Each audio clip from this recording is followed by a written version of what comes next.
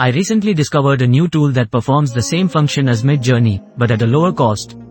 The best part is that it's completely free, so you can create as many images as you like.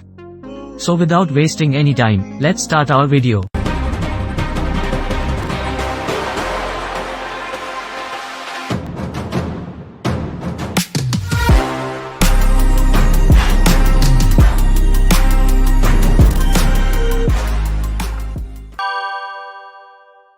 Allow me to introduce you to Bluewillow.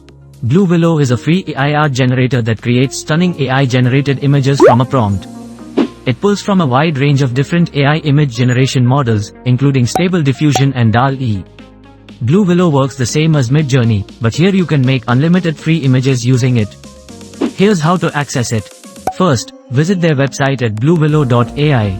Click Join the Beta, just like you would with Midjourney, which will transfer you to their Discord server. Link is in description. Once you join, click on any rookie channel to start the image generating process. If you didn't watch my Midjourney video, I request that you watch it first because I explained almost everything about Midjourney. So, to create images, simply type /imagine and type your prompt. You can also use ChatGPT to make your prompt. When you receive your image, you'll see a U1, 2, 3, 4 and a V1, 2, 3, 4 version. If you click on U, you'll get the upscaled version of the image. If you click on V, you'll get a different version that looks similar.